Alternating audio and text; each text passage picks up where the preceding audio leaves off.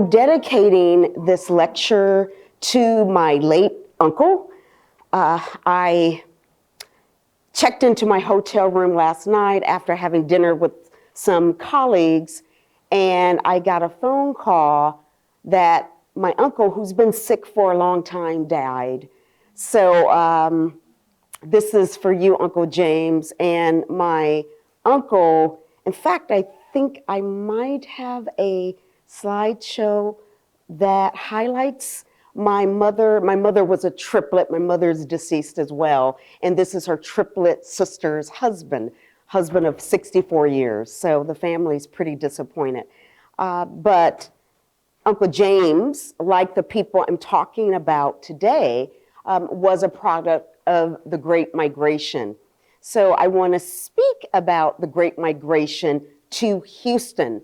But this discussion builds upon my book, my first book, my only book, because I'm also talking about future research I am looking at. The first book looks at the period 1900 to 1940, but I am also doing research that looks at the World War II migration period, generally known as the Second Great Migration. I'm also interested in a fascinating migration that begins in the 1970s, and I am part of that migration. It is called the New Great Migration. How many of us in this classroom, in this auditorium, are recent migrants or recent immigrants to Houston? And when I say recent, you have come to Houston since 1970. 1970. You are part of what's known as the New Great Migration. So I'm going to talk about that at the end of my lecture. So these are the themes I want to highlight. I'm visually impaired, so I have my laptop in hand and I have to zoom in to look at everything. So I apologize if this seems a little confusing. But I want to look at the 20th century migrations, and historians generally refer to this as the Great Migration, although these migrations took place during cyclical periods, right? During important periods. And I want to highlight the importance of these periods. But I also want to talk about Houston. It's very interesting that historians for 120 years have looked at the Great Migration. They have looked specifically at Blacks leaving the South, leaving southern cities, primarily leaving rural communities. But it's only been recently when historians have begun to look at southern cities in and of themselves. Because when you look at the Great Migration, the foundation of those migrations out of the South are actually the voluntary movements that began immediately after the Civil War. And those movements are to southern cities. It's just that most historians kind of see those movements as secondary, right? And not really important to the larger theme of migration. But they are important. To this day, in 2025, 53% of African Americans live in the South, primarily in southern cities. Okay, and yet when we look at the Great Migration, we tend to only focus on the Midwest, the Northeast, and the Western United States. But this migration is much more complicated. And of course, I'm going to talk about the reasons for why African Americans chose Houston over Chicago, chose Houston over Los Angeles. Now, it's clear that by the time we get to the 1930s and the 1940s, the children of these migrants will often say, "Mama, Daddy, I've got to get out of here. Okay, and they will flee to Los Angeles and the San Francisco Bay Area.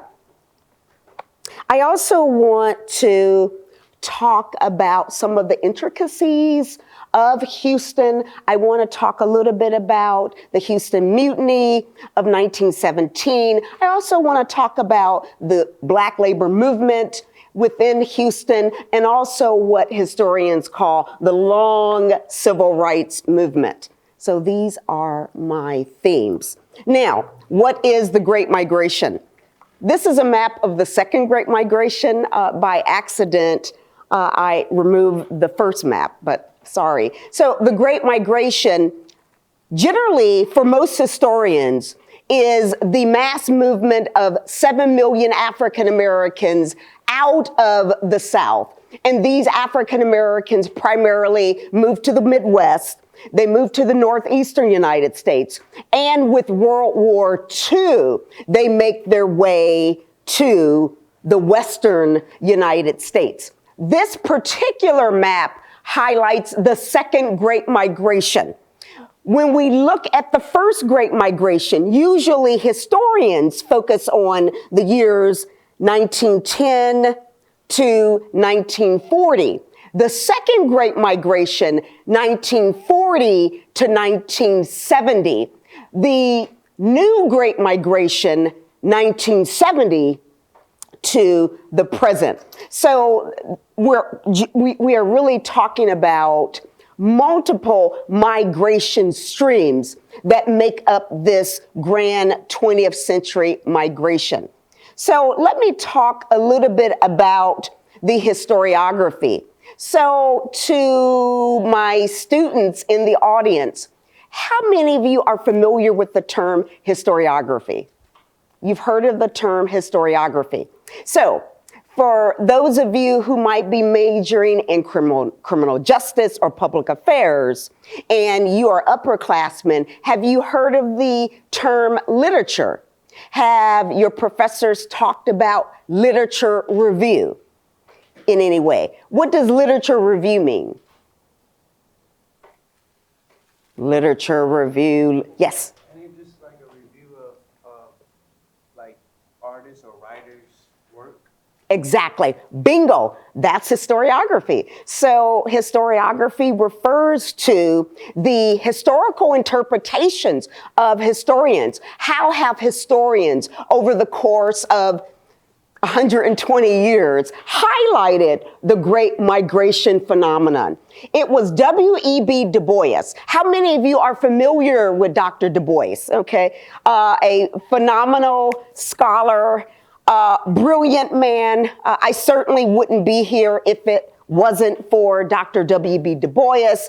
W.E.B. Du Bois in 1899 published The Philadelphia Negro. It's a groundbreaking study because it is the first study that looks at a particular racial or ethnic group in the United States. Now, W.B. Du Bois was a historian, PhD in history from Harvard, but he also had the great distinction of being hired as a sociologist because he's doing a lot of contemporary research at the time. Now we see this as a historical study, but in the 1890s, African Americans were moving to Philadelphia, and he is looking at Blacks in the 7th Ward of Philadelphia. Admittingly, he often was critical of this Black community, particularly the Southern Blacks who had just moved to Philadelphia. Why would he be critical of them? They were poorer, okay, less educated, and he made the point that they did harm to this distinguished old African-American community that actually went back to the colonial period. Okay, so quite often, some historians kind of engaged in the storytelling, this idea that Black rural people or Black Southerners were negative, kind of continuing this racist trope. And other scholars kind of mimicked what W.B. Du Bois said. One scholar, Robert Park, and he is on the top row. Dr. Robert Park was a professor at the University of Chicago. He was a sociologist as well. He also studied the great migration of African Americans into Chicago, into northern cities. But these early scholars saw this migration as negative. Why are these blacks moving to New York, Chicago, Detroit? This is interesting. This is weird. Why are they doing it? Okay. And Du Bois made the argument that, well, we're seeing an increase in crime. Criminal activity is growing in this area. And perhaps we've got to attribute it to these Southern migrants who are making their way into Philadelphia. So other scholars kind of mimicked that argument. And during World War I, this is when we have 700,000 African Americans to move to northern cities, largely in the Midwest and the northeastern United States. And this was extraordinary. I mean, so in a matter of years, between 1916 and 1920, we have 700,000 blacks that make their way into these northern cities. And they're migrating for better jobs. They are escaping racial oppression. They are escaping sharecropping, poverty. Okay, there are practical reasons for why they are making their way into the United States. Why World War I? Why are so many blacks moving out of the South during World War I? What is it about World War I? Yes, World War I. So when you look at the United States in the late 19th century, who are the workers that are essentially building railroads? Who are the workers that are building buildings? Who are working in steel mills? Who are these workers? They're in meat packing plants. Who are doing the bulk of that work? Well, black,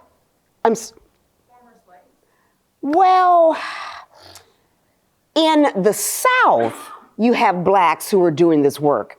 But I'm talking about the nation as a whole, and the bulk of the manufacturing, the bulk of it is going to be where? Exactly. It's going to be right. It's going to be outside of the South. Now, I want to be cautious here because even in the South, there's a lot of manufacturing taking place. Okay, so the number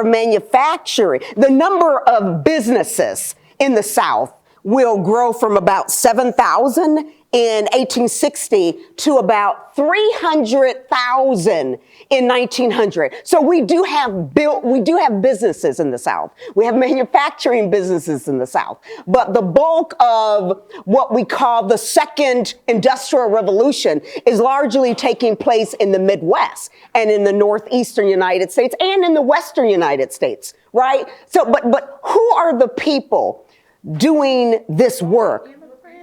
Immigrants, you better believe it, immigrants. But something happens with World War I. We no longer have immigrants doing this work. Why? Where are immigrants coming from, by the way? The European countries coming out of the war with Germany and France. Yeah, very good, sister. So what do we call this war?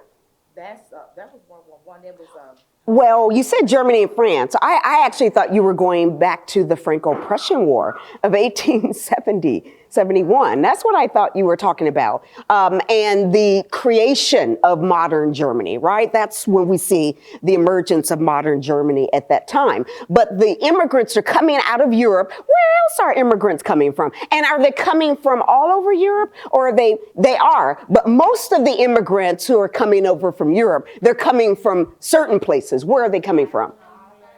Italy. Italy. Now they are coming from, yes, they are coming from Ireland, but the bulk of them are actually coming from Italy. 4 million make their way into the United States, right? They're also coming from where? Where else? Someone said it. They're coming from China. Now the numbers of Chinese immigrants, we're talking about 400,000 people. Okay, it's a smaller number, but they're still making their way. Where else are they coming from? Italy, China? Somebody said Ireland. Yeah, yes. And in fact, we have about 3 million Irish immigrants who are fleeing problems and poverty from the late 19th century to World War I. Yes. Poland there. And where is Poland at this time? When World War I breaks out, where is Poland? You're right. It is part of the Russian Empire, okay, in 1914. And the Russian Empire does ultimately become the USSR by 1922, right? After this bloody revolution, which turns into a civil war, right? So a lot of people are coming from Russia. A lot of people are coming from the dual empire. What do we know as the dual empire? Austria-Hungary, right? So you've got a lot of Europeans making their way into the United States. My students just finished reading Steel Burial, okay? And the secondary title, it's Steel Burial, The Great Mexican Migration to South Chicago, 1910 to 1940. Okay, so 1.5 million Mexican nationals will flee Mexico because of the Mexican Revolution. Okay, and several 100,000 make their way into the Midwest and Northeast. It's unbelievable. So you actually have Mexicans who are a part of this migration. Okay, but most Mexican nationals are situated where? Right, in the southwestern United States. The bulk of them are farm workers. Okay? A small minority are working as manufacturing workers in the Southwest and outside the Southwest. But these Europeans who are regularly coming into the United States, they're halted. Why? Why are they no longer coming to the United States in large numbers during World War I? Right, they're needed to fight. They're dying in this unfortunate war, right? So that is why Black people are moving to Chicago, are moving to Detroit, are moving to Philadelphia, Pittsburgh, Gary, Indiana, Milwaukee, Wisconsin, right? Minneapolis, St. Louis, Kansas City, Missouri, okay?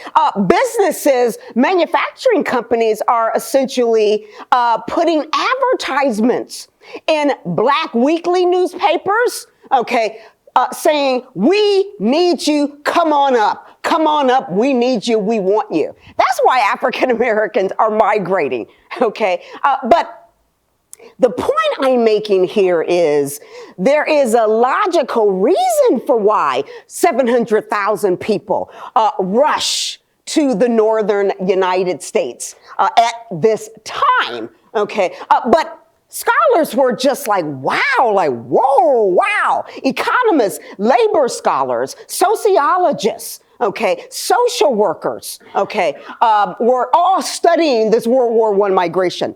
And the Black migration continued into the 20s and into the 30s. By the time we get to the 1960s, we're beginning to see a change in the scholarship. Historians are now writing a lot of these books that are coming out, okay? Alan Speer, for example, writes Black Chicago, I think in 1969. Dr. Speer is fascinating because he's a trained historian and then becomes active in politics. Becomes active in the Illinois state legislature, okay? But these scholars are writing historical narratives about this great migration, although they still see this migration as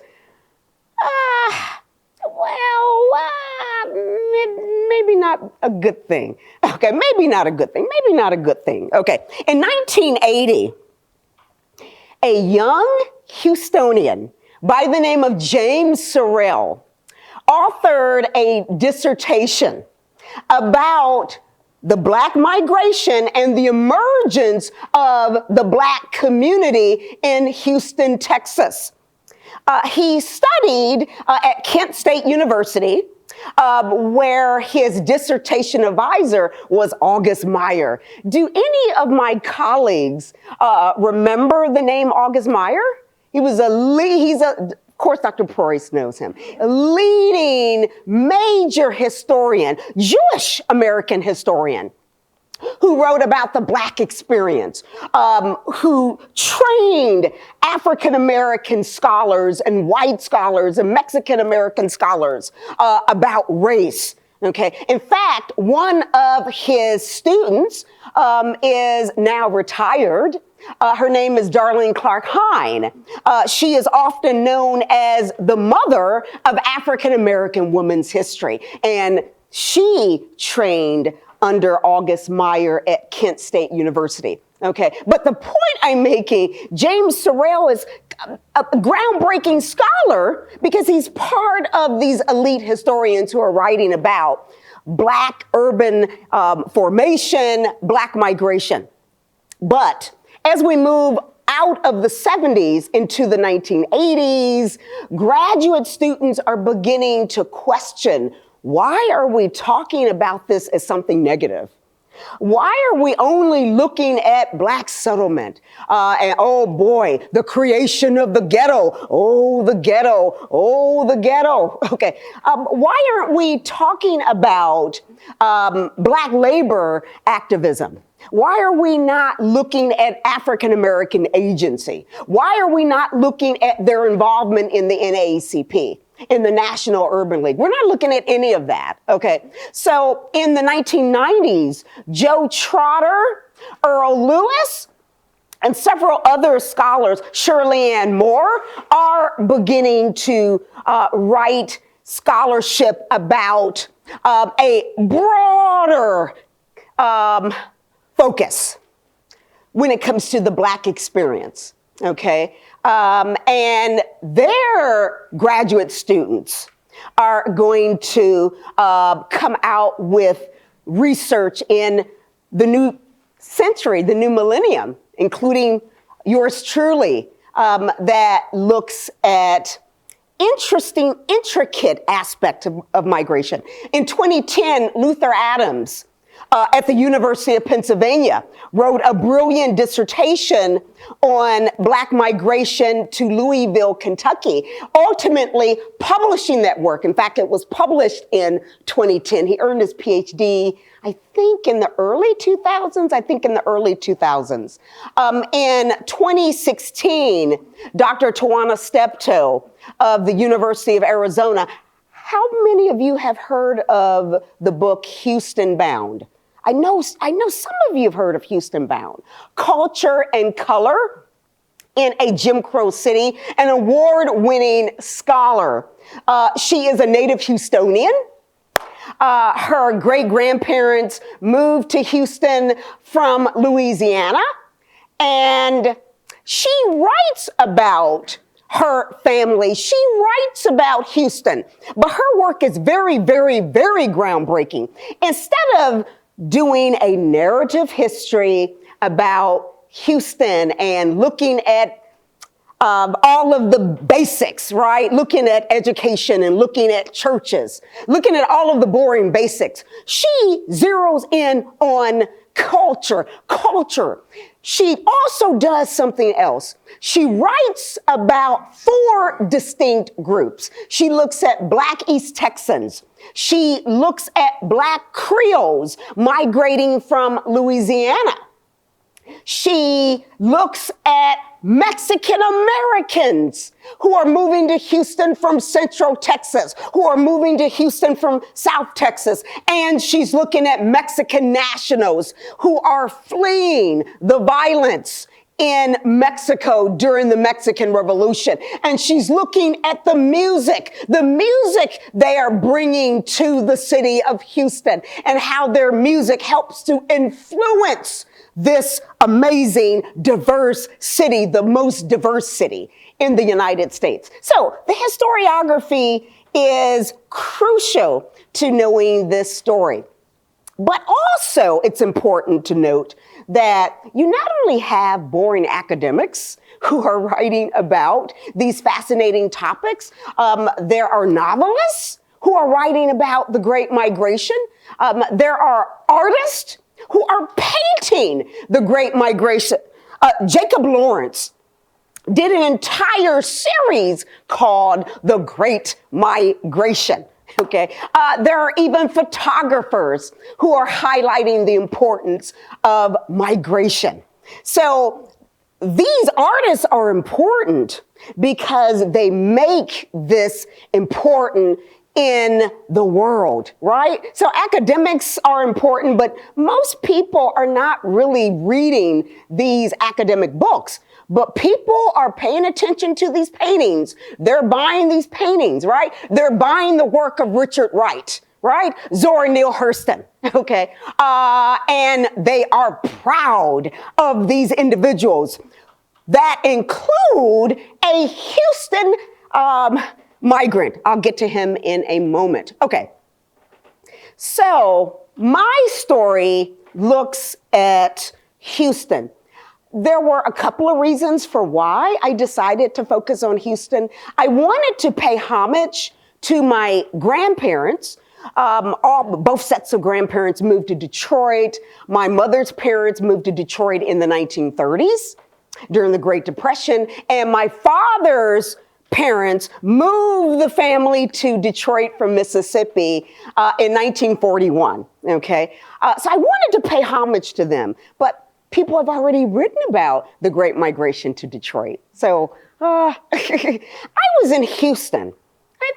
And this was really interesting about Houston.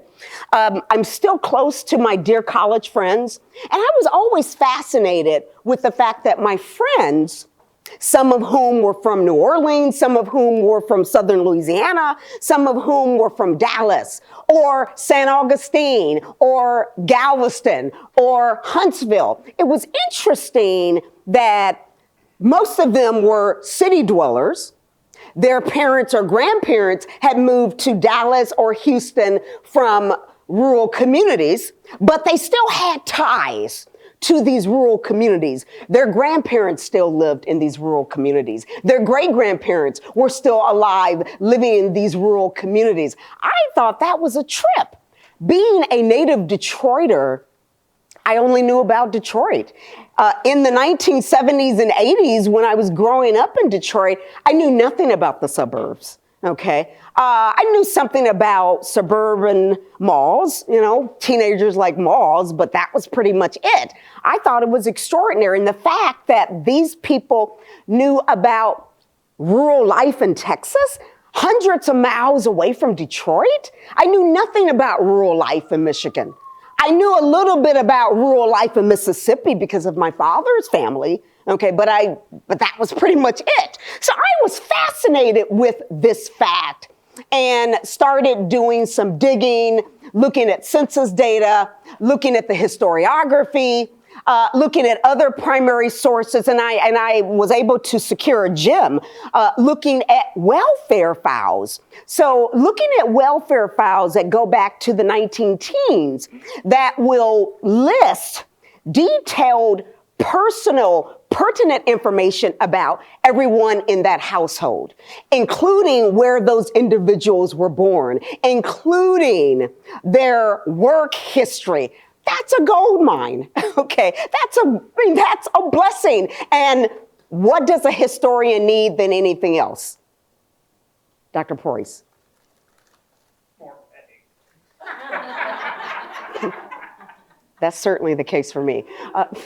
And sources, right? Without the primary sources, you cannot write history, right? Because history is predicated on the primary sources. So with these primary sources in mind, I set out to write this history. So I focused on two themes. I focused on the themes of migration, but I also focused on the theme of community building, because regardless of the racism people experience, even in Houston, they weren't moving to Detroit or Chicago. They were moving to Houston, Texas. Houston was still segregated. They could not attend school with white kids. They were segregated on shop floors. So even while they were in cities and they had a different living experience, they had more freedoms in the city. They were still in the Jim Crow South, okay? But nevertheless, that did not stop them. They were still inspired.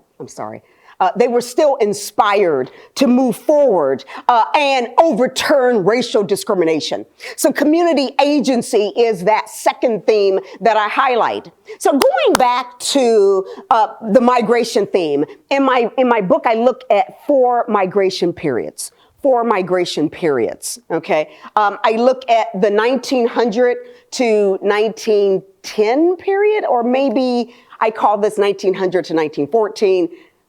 Okay, probably 1900 to 1910. Then I look at the 1910 to 1920 era. Then I look at the 1920s. 1920s is kind of known as the golden decade of migration for Houston, golden decade of migration, okay? Then I look at the 1930s and I stop there. You know, I stop in the 1930s, okay? My dissertation did talk about World War II, but my book did not, okay? So I want to talk about these migratory themes, and then I will kind of move on in the lecture. So this individual is Samuel County. Samuel County is the youngest grandchild of Reverend Jack Yates. Who is Jack Yates? He was he was a prominent minister. He was a prominent minister, right, of Antioch Missionary Baptist Church, or maybe at that time, Antioch Baptist Church, the first Black Baptist church in the city of Houston. He established a school for African Americans, okay? But County is his youngest grandson by his youngest daughter, his youngest child by his second wife.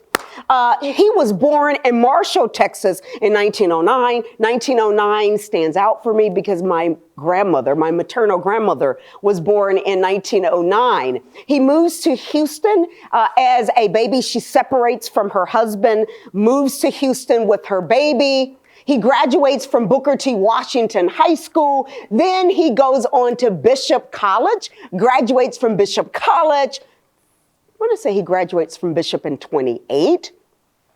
But he studied art in high school. He studied art at Bishop College. He was such a phenomenal artist that he received a scholarship to study at the Boston Conservatory of Art. He even did a summer session at Harvard, in 1943, maybe 1942. The United States Army will commission him to do a mural in the African American Officers Club at Fort Leonard Wood. And he named this beautiful painting, the Garden of Eden. The Garden of Eden. Okay. He got the idea of being outside from his mother's home in Houston. His mother's home in Fourth Ward, Houston. And what do you see here? What do you see? What do you see here? Two people? What are they doing? Oh, they're singing. One is relaxing. Look like they're chilling, right? Picnic. Exactly. Picnic. What do you see them doing? The dude is playing the guitar. Exactly.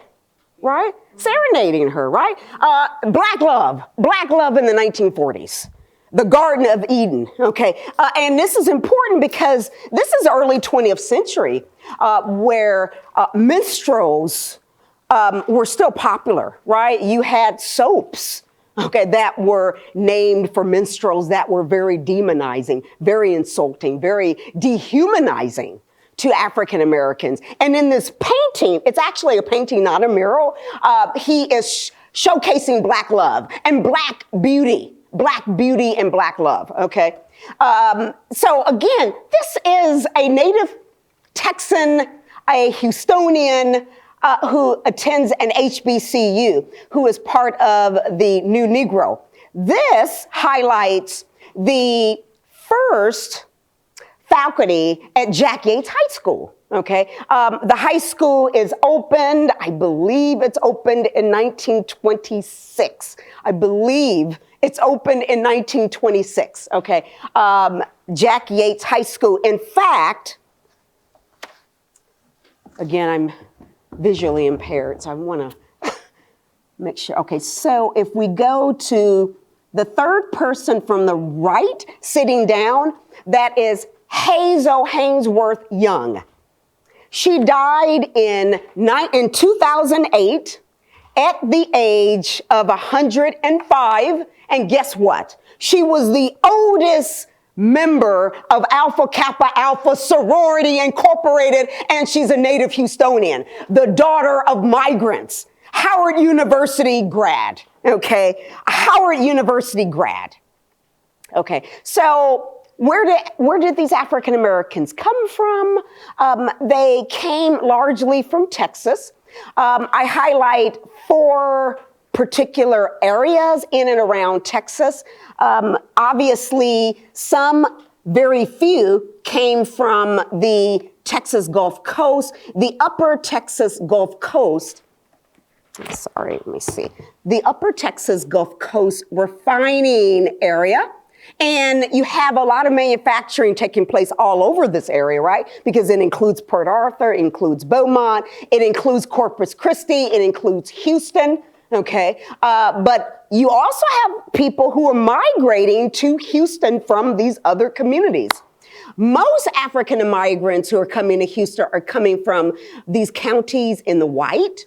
Those counties that are in white, those are cotton producing counties. Okay, so most of the income that come from those counties, including Wharton County, including Fort Bend County, right?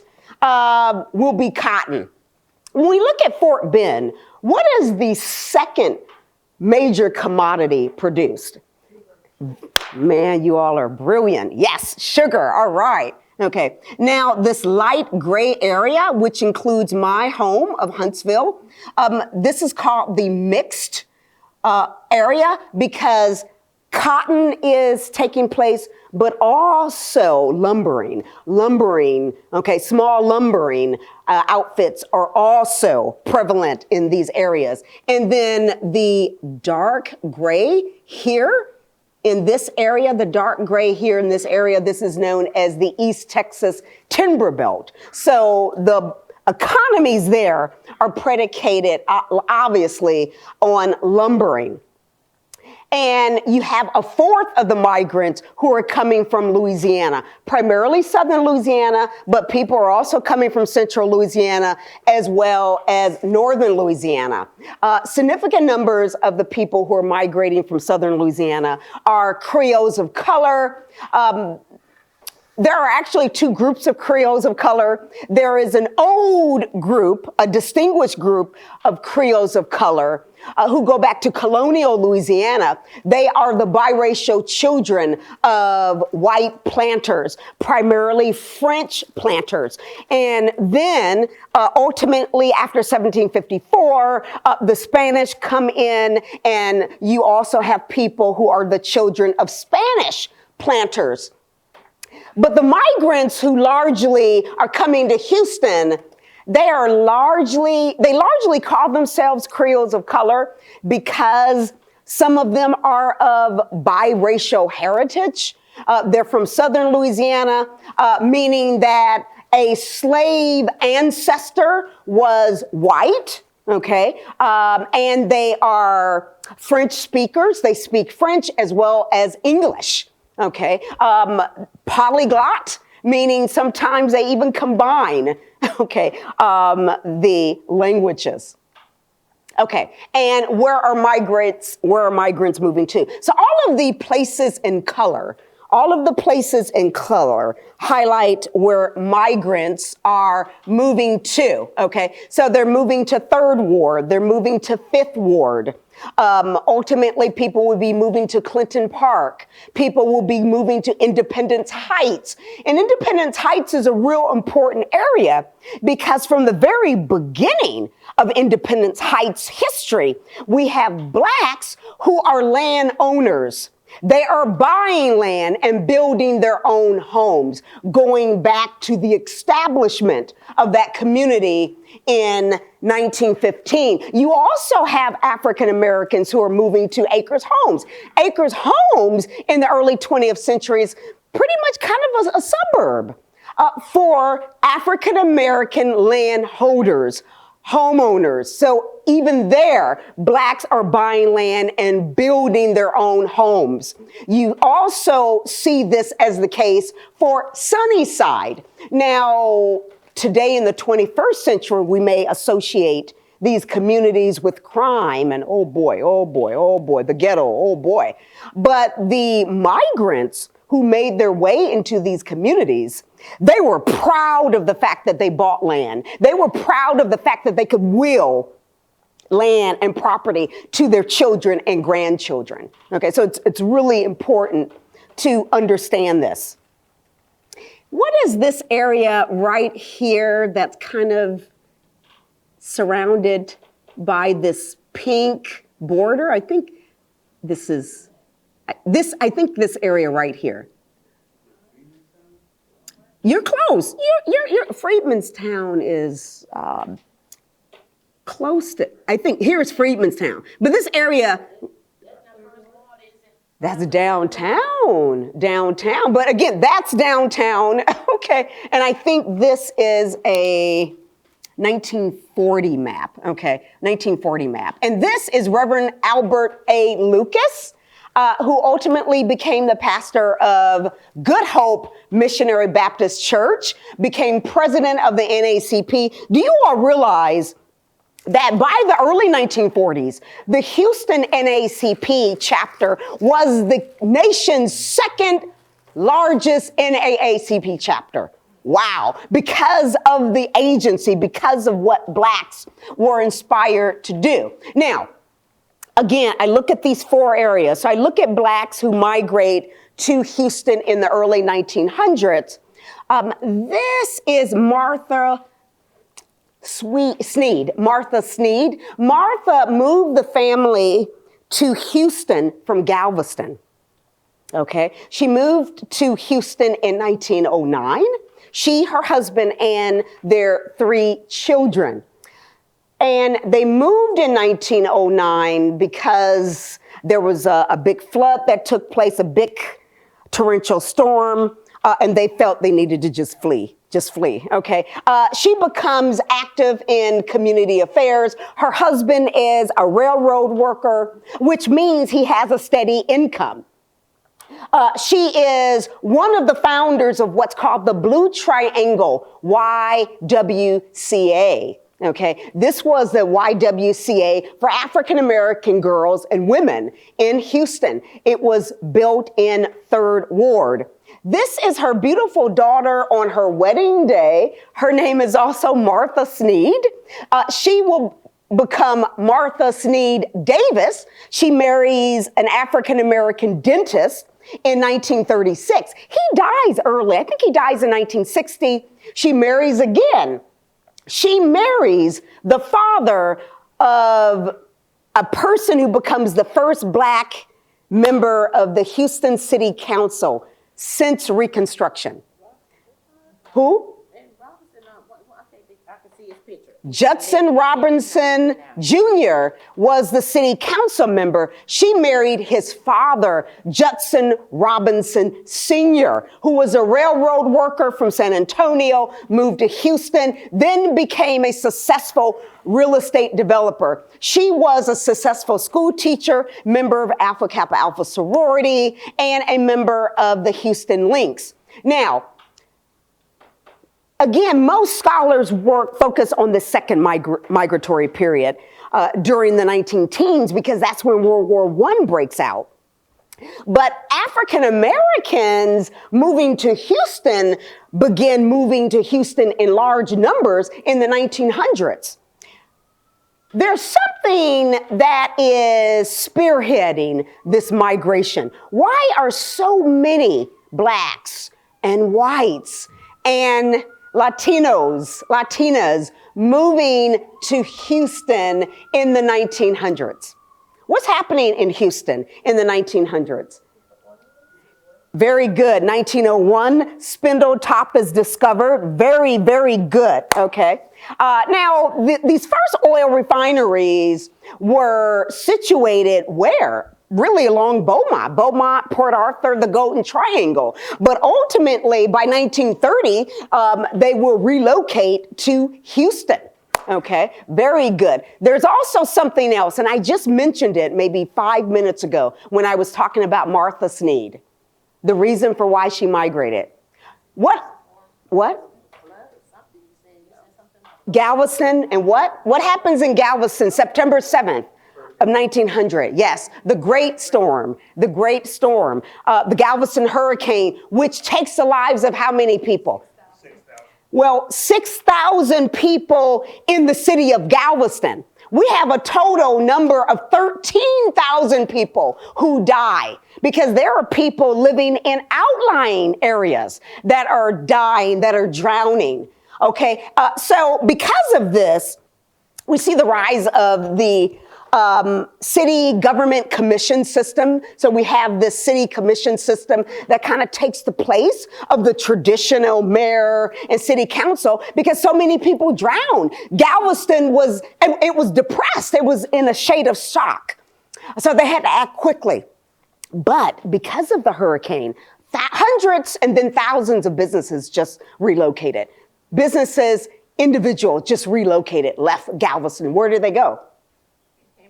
Came north to Houston, right? So that's why I make the argument that the first great migration really begins at the turn of the century, okay? Certainly for Houstonians, it is about the emergence of Houston becoming the manufacturing giant of Texas. I mean, this changes everything for Houston and the state of Texas.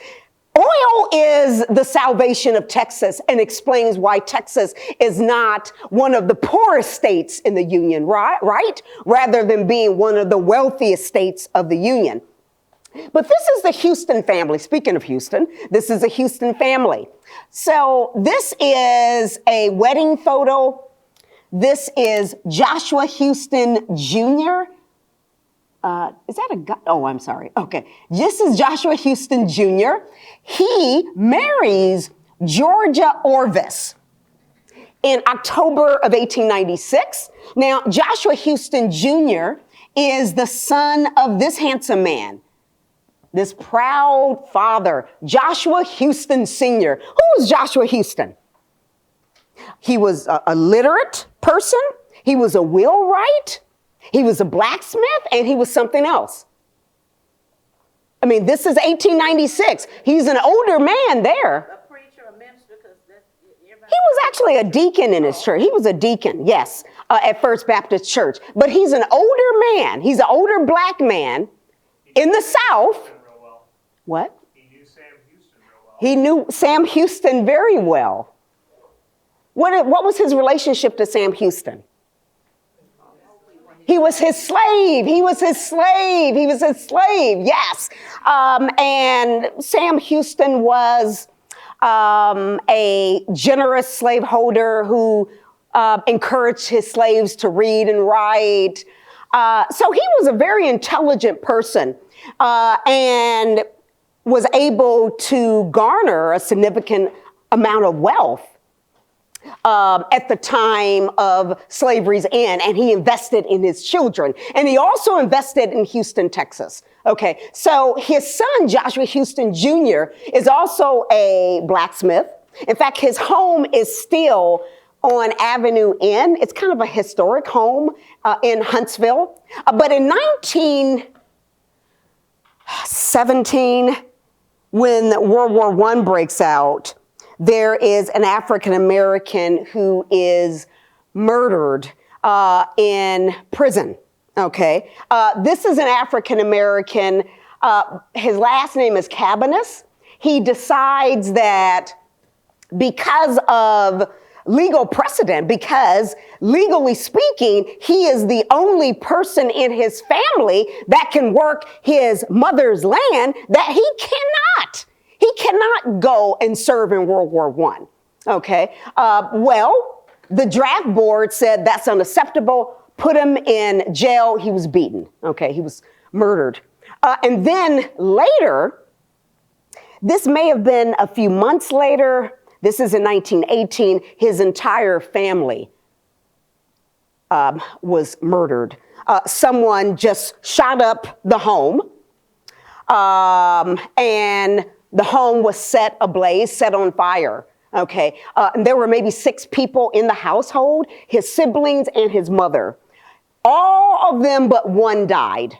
One of the children lived, a little girl, I think she was a teenager, maybe 17 or 18. She lived to testify before the NAACP in, I think, later in 1918 or 1919, but she eventually died, unfortunately.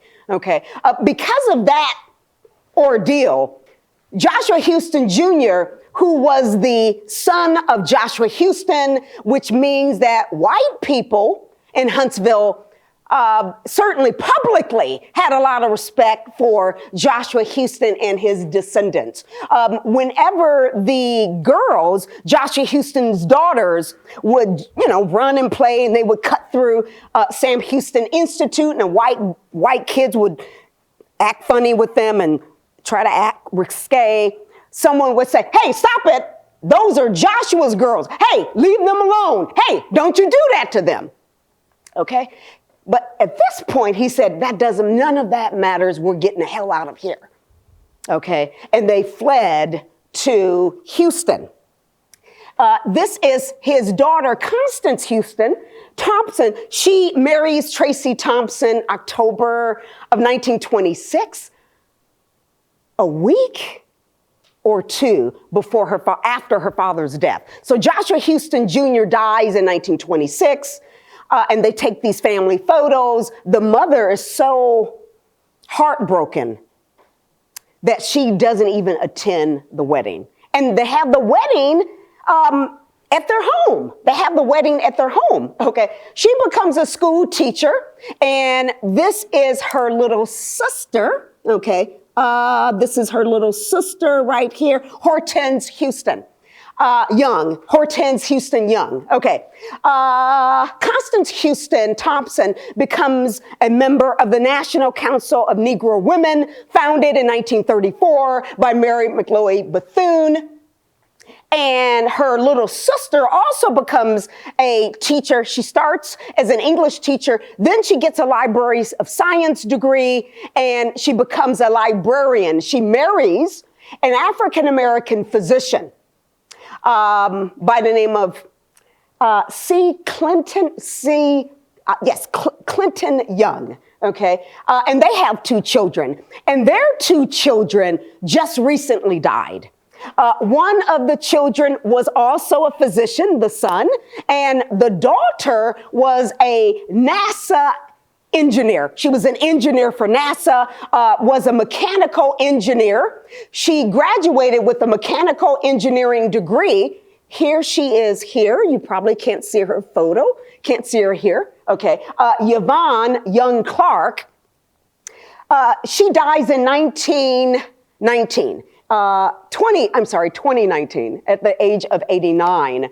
But she becomes the first Black woman to earn a degree in mechanical engineering from Howard University, the first Black woman in the United States. She may be the first woman in the United States to earn a mechanical engineering degree. She teaches at Tennessee State University and is even the department chair there. Okay. But the point I'm making here, these are migrants who moved to the city during World War I. Okay. Now, Between 1900 and 1910, 6,000 blacks moved to Houston. Between 1910 and 1920, only about 2,400 blacks moved to Houston. You would think that more blacks would be moving to Houston during World War I, right? You would think that, but that's not the case. What do you think explains that? And these are estimates. These are estimates. What do you think explains this? A few men were being drafted, but not that many. Okay. 400 almost 400 African-American men served in World War I. Yes, but from all over the country. The number of blacks who serve from Texas is maybe about 30,000. Well, you have African Americans who are leaving Houston. People are moving to Houston, but African Americans are also leaving Houston. You have the Houston Mutiny. How many of you have heard of the Houston riot? Yes, the Camp Logan affair. In fact, for the next couple of weeks, or maybe next week is the last week, the Ensemble Theater is hosting the Camp Logan play. I'm going tonight. I am psyched about that, okay? But this was August 23rd of 1917. These men were disrespected all the time. They were brought to Houston to guard this new camp, okay? It was a training camp for new recruits, okay? Camp Logan. And they were denigrated. And at some point, 2 men from the 24th Infantry outfit were arrested.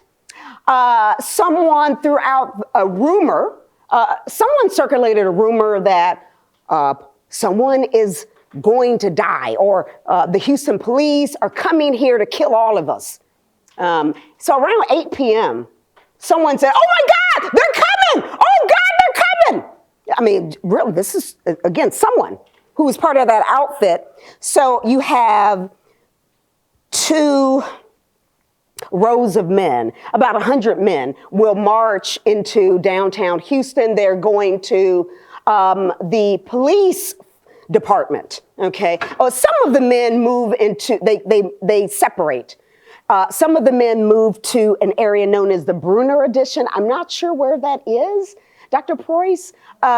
It's somewhere near Camp Logan, obviously, right? But all this is down Franklin Street. It's down Okay. towards the turn, and some of it happens a little bit south. Okay. Well, ultimately, these men murdered 16 people.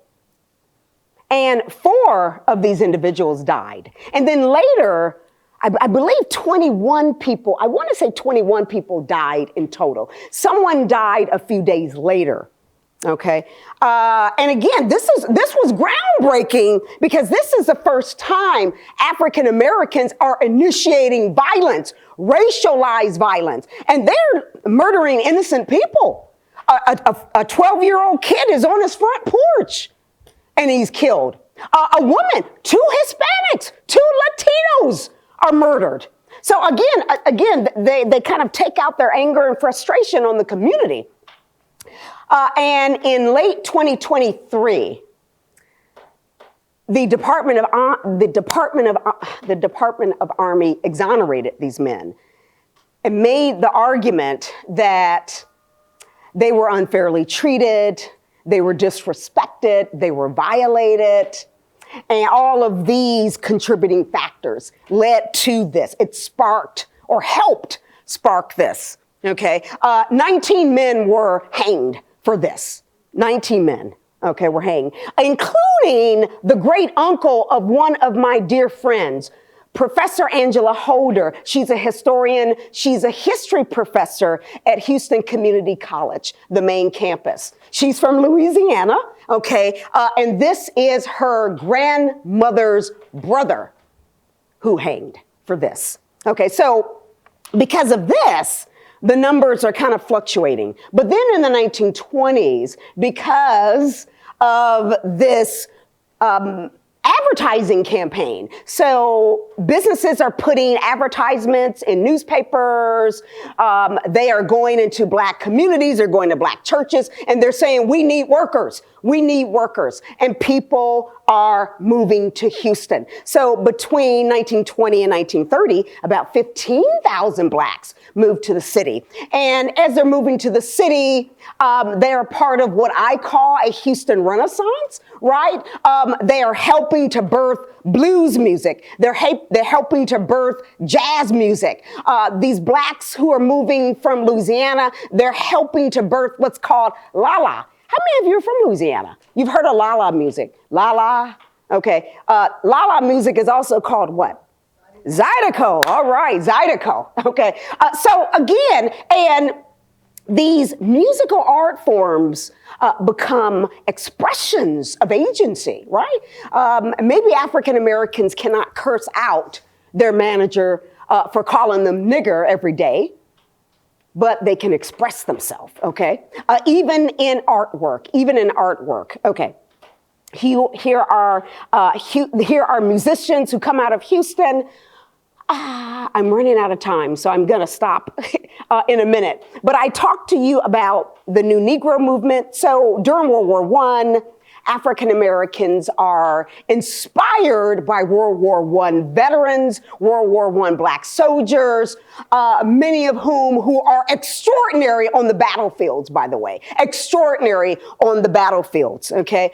We have what's known as this New Negro movement, and people are more motivated to speak out against racial oppression. Okay, so the NAACP is established in 1909, but the Houston chapter is established in 1918. It's established a little later in 1918. And you also have chapters that are being birthed all over Texas, okay? But by 1923, these chapters are shut down. What happens? Why are these chapters shut down? Because of racialized violence or the threat of racialized violence, okay? The executive director of the NAACP, of the national NAACP, John Shilladay, is beaten almost to death in Austin, almost to death in Austin in 1918, okay? And many historians point out that the governor directed judges and other officials to conspire to beat this man to death. They were so angry that the executive director of the NAACP was in Texas trying to instigate, and he was a white brother. Okay, they were so angry at this, okay? But nevertheless, we have agency that happens in this city. Okay, this is Lula White, and Lula White will ultimately become president of the Houston NAACP chapter in the 1930s. And by the 1940s, she is going to be the president of the Texas branches. So she's going to be the statewide president of the NAACP. Okay, and here I'm talking about the labor movement. I'm kind of highlighting the importance that African Americans, as they're moving to cities, they are increasingly moving to city jobs. Okay, they're diversifying their employment resumes. Okay, some of them are even securing professional work. Some of them are going to college. And if you look here, African Americans, certainly African Americans that make up a larger number of people in the South, if you look at their numbers compared to their numbers for Blacks who are moving to northern cities or western cities, and by the way, both of these slides focus on the year 1930, you're going to see that you actually have a larger percentage of professional Blacks who are in Houston. You have a larger percentage Manufacturing workers who are in Houston, they make up 20% of all manufacturing workers, whereas in the North, they only make up 5%. They make up 13% of all professional blacks in Houston, they make up 13%, yes, of Houston. But when you look at the entire North, they're only making up 2% of all professionals. So the data is very, very interesting. But I also want to highlight real quickly the second great migration of World War II, because it sparks this massive migration, massive movement of peoples into largely California, but people are also going to Arizona, people are going to Oregon, people are going to Washington as well. This is Dr. James Douglas. His parents left on Alaska, which is in Polk County, during World War II. They moved to Houston. The parents had 10 children. The parents wanted to go to college, but couldn't afford to go to college. Okay, couldn't afford to go to college. All 10 of those children graduated from college. Some of them earned graduate degrees, including Dr. Douglas. Douglas ultimately becomes the dean of Texas Southern University's Thurgood Marshall School of Law, ultimately becomes president of Texas Southern University. This is the World War II migration. Okay, but lastly, okay, I'm sorry. Double V highlights the importance of victory against our enemies, our combative enemies, okay, in Europe, in Asia, but also victory against racial oppression in the United States. Okay, but again, I'm part of this new great migration. A lot of us are. So by the 1970s, you're seeing some interesting phenomenons. Number one, a lot of the blacks who were part of the original migrations, they are moving back south. They're moving back into the South. Many of them are moving to cities, but some of them are moving back to the rural communities where they were born. They're moving back to take care of their parents or their loved ones. They're retired. They're tired of crime in these northern cities, in these western cities.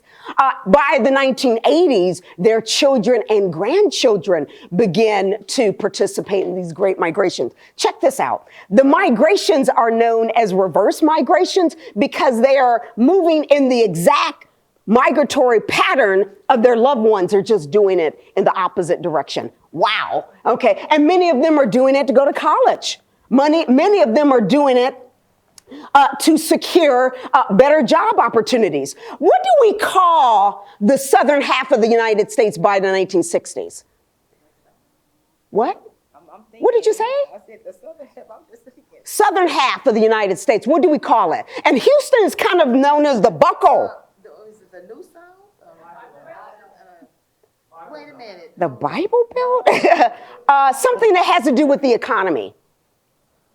See, remember, by the 1960s and 70s, a lot of these manufacturers are downsizing or they're relocating their businesses, right? Detroit's Comerica Bank, which was founded in 1857, decided, we're going to move back. We're going to move to Dallas. We're going to move our headquarters from Detroit to Dallas. We can't pay people to come to Detroit. Dallas is more attractive. Okay. And you've got all kind of manufacturers and businesses that are participating in this because of the rise of the Sun Belt, right? The Sun Belt emerges. So more and more businesses are attractive to the South by the 60s and 70s. Why are they attracted to the South? Why do you think? Take a guess. Oh, that's part, I guess a little part of it. Ah, interesting. What do you mean by liberal wages? Oh, you better believe it. You better believe it, right? And something else that pertains to wages. No unions. Exactly. No unions, anti-unions. Okay. And of course, low taxes. Oh boy, this is terrible. Okay. Low taxes. Okay. So businesses are also shifting. Okay. But more and more African Americans are making their way into southern places. Check this out. This is unbelievable. Between 2000 and 2010, 230,000 blacks relocated from places in the United States to Houston. I moved here in 1984. 230,000. Between 2010 and 2015, I think the number is about 250,000. So, I mean, this is extraordinary. I say 200,000 because I'm just kind of giving it a number, but the number is far larger than that. So we call these return south migrations or the new Great Migration. But we've got another group of African Americans. I'm going to end on this note. You also have African Americans who are migrating from Caribbean countries. Now, blacks have always been moving to the United States from the Caribbean. So about 200,000 blacks leave the Caribbean in the early and mid 20th century, right? But then those numbers slow down. Those numbers change largely because of the Johnson-Reed Act. And even Great Britain will initiate restrictions on immigration. But after 1965, what emerges in 1965? Don't think about the Voting Rights Act. Don't think about the Civil Rights Act of 1964. In many ways, it parallels this. There's an important piece of legislation that passes through Congress in 1965. What is this? It is the 1965 Hart-Celler Act. Hart-Celler Act. H-A-R-T, I believe, Celler, right? C-E-L-L-A-R, I believe. We have a new Immigration Act that passes, okay? It's not the I always want to call it the National Origins Act, but it's not called. Yes, that goes back to the 1920s. This act is important because all of those restrictions, the Chinese Exclusion Act, right, of 1882, 1892, 1902, the Johnson-Reed Act, okay, of 1924, all of those were lifted, which means that everyone is welcome to come to the United States. Everyone is welcomed, okay? So who's coming to the United States? When we look at immigration today, this is contemporary immigration. Yes, people are coming from Latin America. So the bulk of these migrants, about 65% are coming from Latin America. And regrettably, I want to be cautious here because I don't want to interject politics, but what's happening now is horrible. Yes, people are fleeing Cuba largely because of the communist revolution of 1959. Where else are people coming? Where else are people fleeing? People are also fleeing Eastern Europe, right? People are fleeing Eastern Europe during this period because of the rise of communist dictators there. Where else are people migrating from? Better believe it. Bingo. People are migrating from African nations. People are migrating from Asian nations. About 25% of the immigrants are coming from Asian nations. So the people that are coming from African nations, Caribbean nations, they make up maybe 10% of all immigrants. And that's actually a rise. That's actually an increase. Okay. But the point I'm making here, Houston is attracting a lot of global migrations from Africa and the Caribbean, particularly Africa. What is the number one African immigrant group in the United States today? Very good. And what is the number one area where they live? What's the number one area? Houston, you better believe it. The Houston area. Houston area is number one.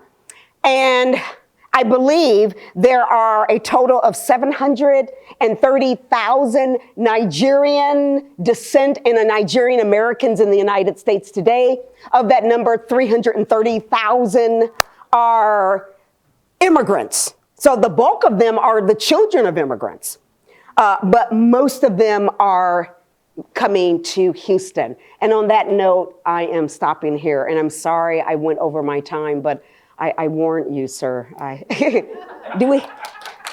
Sorry. Thanks. Do you have any questions for Dr. Pruitt? Hold on one second, let me just get the mic over to you. Because we want our people online to hear.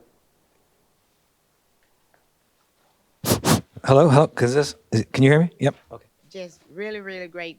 It's very interesting. You had said something that you did research on welfare files. That's the first time I've heard that. That's really great. Where would you So, get that? I mean, these are government documents. So Okay. government documents are for the public. Okay. So they are located at the Harris County warehouse, and that is on the north side of town. If you email me, I can send you a packet, a finding aid on those records. Yes. And the bulk of them focus on the 1930s, the Great Depression, the New Deal, but I mean, they go into the late 20th century. Yes. Any other questions? Yes. You mentioned a book about that the author focused specifically on the music and all of the cultures of the different migrant groups coming together. Could you repeat the title? Houston Bound. Yes. Culture and Color in a Jim Crow City by Dr. Tawana Steptoe. Her name is spelled Tyina Steptoe, Steptoe. And she's at the University of Arizona. Brilliant scholar. She's a native Houstonian. Every Saturday, she has a music radio show in Tucson. She's in Tucson. Yeah, she's amazing. She's brilliant. She makes my work seem like peanuts. She's brilliant. I mean, she really is. We have a question here. The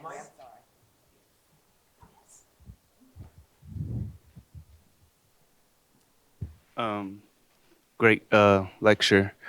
Do you still see some of the similar migration patterns happening today? Very good point. Excellent point. Because when you look at Houston, the migrations from Louisiana, from rural communities, they continue. So a lot of these rural communities, I mean, you no longer have a lot of farming happening, right? So once kids graduate from high school, they're still coming to Houston. So the traditional Great Migration is still happening, whereas you also have the new Great Migration. It's really extraordinary. Yes, Houston is still an understudied city, and there are so many undone topics out there. The key is going to graduate school and doing the work. Anyone else? Yes? In your book, what's the period of your book? 1900 to 1941. Okay. Kind of quirky. I stopped with Pearl Harbor. I probably should have said 40. Was the El Dorado Club? Yes, I talk about the El Dorado. Yes, in fact, on one of my slides, yes. Okay, and do you also speak about why Fifth Ward is called Frenchtown? Yes. Okay. Yes, but Tawana Steptoe also does that. Okay. Yeah, she does a better job of that because she's fluent and she does a better job, but I do talk about it, yes. I think a lady back. Anyone else? Yes. How long did they allow everyone to freely come to America, and when did they say, okay, that was enough? Very good, you guys are asking brilliant questions. So again, for Chinese immigrants, it stopped in 1882 with the Chinese Exclusion Act, right? Then in 1892, there was a second Chinese Exclusion Act. And then there was the 1902 Chinese Exclusion Act. That's it. No one coming from China. Then in 1907 is a gentleman's agreement that puts a ban on Japanese immigrants. So again, and these discriminatory policies are originating in California. They're originating in California. We often ignore the level of violence directed at Asians and Hispanics in the Western United States. But there are race riots that are taking place. There's a real bad one in San Jose during World War II, right? San Jose, World War II. There are several there's a race riot that takes place in Seattle, and I'm saying in the early and mid 20th century. Yeah. So we have a question here online. Were there any connections between the Houston Renaissance with the Harlem Renaissance? Oh, yes. For example, so Samuel County, who is a native Houstonian, he's doing all of this artwork. He is kind of directed to move to Boston, then he moves to New York. So, in fact, Alain Locke, in his masterful book known as The New Negro, in his anthology, he mentions Samuel County. So absolutely, there are connections, there are interconnections, yes. Wonderful. Any last questions? The lady back here at the end? Oh, I'm sorry, I thought you had a question. All right, well, thank you, Dr. Thank you Pruitt. very Let's much. give her a nice round of applause. Thank you. And thank you to everyone who's joined us online. Have a good afternoon.